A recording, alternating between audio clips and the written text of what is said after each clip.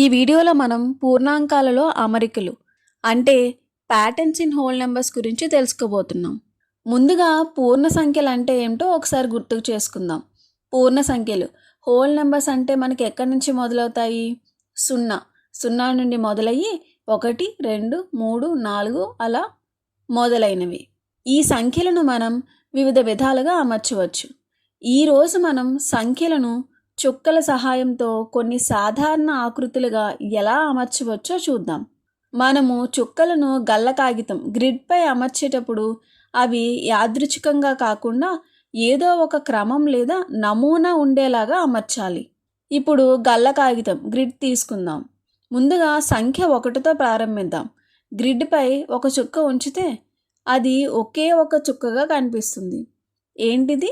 బిందువు లేదా చుక్క.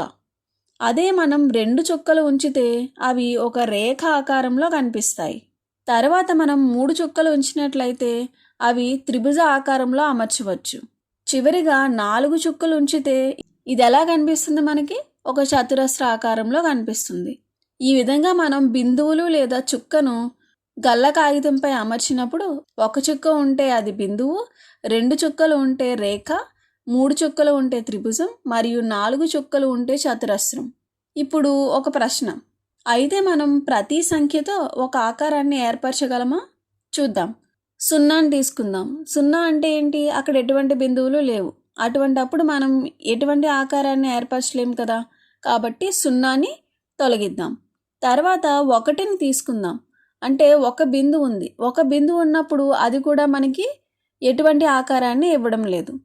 కాబట్టి 0తో మనం చుక్క పెట్టలేము. అలాగే ఒకే చుక్క పూర్తి ఆకారంగా పరిగణించబడదు. అందువల్ల మనం 0ని 1ని తొలగించగా మిగిలిన సంఖ్యలతో అంటే మిగిలిన పూర్ణాంకాలను మనం ప్రాథమిక జ్యామితీయ ఆకారాలుగా అమర్చవచ్చు. ఉదాహరణకు 2, 3, 4, 5 ఇలా తీసుకొని ఆ సంఖ్యలను మనం ప్రతి సంఖ్యను చుక్కలతో రేఖగా అంటే లైన్గా చూపవచ్చు. అది ఎలాగో ఒకసారి చూద్దాం. ముందుగా గల్ల కాగితం గ్రిడ్ తీసుకుందాం. 2 చుక్కలను తీసుకుంటే వీటిని కలిపినట్లయితే మనకి ఇది ఎలా ఉంది? ఒక రేఖలాగా ఉంది. తర్వాత 3 బిందువులు తీసుకుందాం. దీన్ని కూడా మనం ఎలా చూపించవచ్చు? ఒక రేఖలాగా చూపించవచ్చు. తర్వాత 4 తీసుకుందాం. 4 చుక్కలు తీసుకున్నప్పుడు వీటిని కలపగా కూడా మనకి ఒక రేఖలాగా చూపించవచ్చు. తర్వాత 5 బిందువులను కలిపినప్పుడు కూడా మనం ఒక రేఖలాగా చూపించవచ్చు. దీన్ని బట్టి మనం ఏం తెలుసుకోవచ్చు? 2 నుండి మొదలు పెడితే ప్రతి సంఖ్యను మనం రేఖగా చూపించవచ్చు. ఇప్పుడు ఇంకొక ప్రశ్న, ఈ సంఖ్యలను మనం మరో ఏ విధమైన ఆకారంగా అయినా అమర్చగలమా? అంటే ఉదాహరణకు చతురస్రంలాగా అమర్చగలమా? చూద్దాం. చతురస్రం అవ్వాలంటే ఏముండాలి మనకి? ఖచ్చితంగా 4 సైడ్లు ఉండాలి. ఇక్కడ చూసినట్లయితే 2తోనూ 3తోనూ చతురస్రం అనేది వీలు పడదు. అందువల్ల మనం 4 బిందువులను తీసుకుంటే వాటిని మనం ఈ రూపంలో అమర్చినట్లయితే చూడండి, ఇక్కడ చతురస్రం అనేది ఏర్పడింది. ఇలా 4 చుక్కలను సమాన దూరంలో అమర్చి కలపటం ద్వారా మనకి చతురస్రం అనేది ఏర్పడింది. మరి 5 చుక్కలతో చతురస్రం ఏర్పరచగలమా? ఏర్పరచలేము. ఇప్పుడు ఏం చూసాము? 4 బిందువులతో మనం చతురస్రం ఏర్పడడం చూసాము. తరువాత ప్రతి సంఖ్యను ఉపయోగించి దీర్ఘ చతురస్రాలుగా అంటే రెక్టాంగిల్గా అమర్చవచ్చు. అది ఎలాగో ఇప్పుడు చూద్దాం. ముందుగా మనం 6 బిందువులను తీసుకుందాం. ఈ 6 బిందువులను 2 వరుసలు 3 నిలువులుగా అమర్చుదాం. ఇలా అమర్చి వీటిని కలపగా మనకి ఏమొస్తుంది? దీర్ఘచతురస్రం వస్తుంది. తర్వాత మనకి 7 బిందువులతో దీర్ఘచతురస్రం వస్తుందా? రాదు. మనకి ఒక బిందువు ఎక్కువగా ఉంటుంది. కాబట్టి తర్వాత సంఖ్య తీసుకుందాం. తర్వాత సంఖ్య ఏమిటి? 8. ఈ 8 చుక్కలను మనం ఎలా అమర్చవచ్చు? 4 వరుసలుగాను 2 నిలువుగాను అమర్చవచ్చు. వీటిని కలపడం ద్వారా మనకి దీర్ఘచతురస్రం అనేది వస్తుంది. ఇక్కడ 4 వరుసలు 2 నిలువులే కాకుండా 2 వరుసలు 4 నిలువులు కూడా మనం తీసుకొని చేయొచ్చు. తర్వాత సంఖ్య 9తో మనకి దీర్ఘచతురస్రం ఏర్పడదు. కాబట్టి తర్వాత సంఖ్య 10ని తీసుకుందాం. ఈ 10ని మనం 5 వరుసలు 2 నిలువుగా తీసుకుందాం. ఈ చుక్కలను కలిపితే మనకి ఏమొస్తుంది? దీర్ఘచతురస్రాకారం వస్తుంది. ఇక్కడ మనం గమనించాల్సిన విషయం ఏమిటంటే బేసి సంఖ్యలు సాధారణంగా దీర్ఘచతురస్రాకారంగా అమర్చలేము. మరియు మనకి ఇక్కడ వచ్చిన సంఖ్యలు ఏంటి? 6, 8, 10. ఇలా 6, 8, 10, 12, 14 ఇలాంటి సరి సంఖ్యలను మాత్రమే దీర్ఘచతురస్రాలుగా మనం అమర్చగలం. తర్వాత కొన్ని సంఖ్యలను చతురస్రాలుగా అమర్చగలం, స్క్వేర్. అది ఎలాగో ఇప్పుడు ఒకసారి చూద్దాం. మనం ఇంతకుముందు చూసినట్టు అతి చిన్న చతురస్రం దేంతో ఏర్పడుతుంది? 4 బిందువులు, 2 వరుసలు, 2 నిలువలు. ఈ విధంగా మనకి చతురస్రం అనేది ఏర్పడుతుంది. తర్వాత సంఖ్య మనం 9 తీసుకుందాం. ఈ 9 చుక్కల్ని ఎలా అమర్చాము? 3 వరుసలు, 3 నిలువలుగా అమర్చాము. ఇప్పుడు వీటిని కలిపినట్లయితే మనకి ఏమవుతుంది? చతురస్రం అనేది ఏర్పడుతుంది. తర్వాత సంఖ్య 16. ఈ 16 చుక్కల్ని కూడా మనం 4 వరుసలు, 4 నిలువలుగా ఏర్పరిచి వాటిని కలుపుగా చతురస్రం అనేది ఏర్పడుతుంది.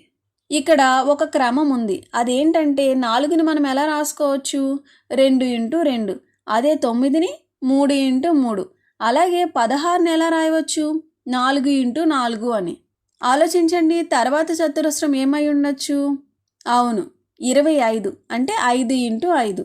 తర్వాత 36 అంటే 6 × 6. ఇలా మొదలైనవి. కాబట్టి మనకి చతురస్రాలు ఎలా ఏర్పడతాయి? 4, 9, 16, 25, 36 మొదలైన సంఖ్యలు. చివరిగా కొన్ని సంఖ్యలను మనం త్రిభుజాకారంలో కూడా అమర్చవచ్చు, ట్రయాంగిల్. ఉదాహరణకు 3ని మనం త్రిభుజంగా అమర్చవచ్చు కదా. ఇప్పుడు ఈ 3 చుక్కలను కలిపితే త్రిభుజం అనేది వస్తుంది. తర్వాత త్రిభుజ సంఖ్య 6ని తీసుకుందాం. వీటిని కూడా కలిపినప్పుడు మనకి ఏమవుతుంది? త్రిభుజం అనేది ఏర్పడుతుంది. ఇక్కడ మనం మొదటి గల్ల కాగితంలో ఏం తీసుకున్నాము? 3 చుక్కలు. ఈ 3 చుక్కలు ఎలా ఉన్నాయి? 2 చుక్కలు మరియు దాని పై వరుసలో 1 చుక్క ఉంది. తర్వాత 6 సంఖ్య తీసుకున్నప్పుడు ఎలా ఉంది? 3 చుక్కలు, తర్వాత 2, తర్వాత 1. ఈ విధంగా అమర్చాము. తర్వాత మనం ఎలా తీసుకుంటాము త్రిభుజం ఏర్పడడానికి? 4, 3, 2, 1 చుక్కలను తీసుకుంటాము. అది ఎలా అంటే వాటిని ఈ విధంగా అమరుస్తాము. మొదటి నిలువ వరుసలో 4 చుక్కలు, రెండవ నిలువ వరుసలో 3, తర్వాత 2, తర్వాత 1. కాబట్టి ఇవన్నీ కలిపితే ఎంత వచ్చింది మనకి? 4 + 3 అంటే 7, 7 + 2 అంటే 9, 9 + 1 అంటే 10. ఈ 10 చుక్కలను కలిపితే మనకి త్రిభుజాకారం అనేది ఏర్పడుతుంది. తర్వాత త్రిభుజ సంఖ్యలు ఏమై ఉండొచ్చు? అది మనం ఎలా చేయవచ్చు? ఇవి చేసిన విధంగానే, అంటే 5, 4, 3, 2, 1. ఇప్పుడు ఈ 10కి 5 కలిపితే ఎంత అవుతుంది? 15. ఈ విధంగా మనం త్రిభుజాలు అనేవి ఏ సంఖ్యలతో ఏర్పడతాయో తెలుసుకున్నాం. అవేంటి? 3, 6, 10, 15, 21, 28 మొదలైనవి. మనం ఏం నేర్చుకున్నాము? సంఖ్యలను చుక్కల సహాయంతో వివిధ ప్రాథమిక జ్యామితీయ ఆకారాలుగా అమర్చడం. ప్రతి సంఖ్యను కూడా మనం రేఖాకారంలో అమర్చవచ్చు అని తెలుసుకున్నాం. కొన్ని సంఖ్యలను మనం దీర్ఘచతురస్రాకారంలో అమర్చవచ్చు. ఉదాహరణకు 6, 8, 10 మొదలైనవి. అలాగే మరికొన్ని సంఖ్యలను మనం చతురస్రాకారంలో చూపవచ్చు. ఉదాహరణకు 4, 9, 16 మొదలైనవి. అలాగే కొన్ని సంఖ్యలను త్రిభుజ ఆకారంలో కూడా అమర్చవచ్చు. ఉదాహరణకు 3, 6, 10 మొదలైనవి.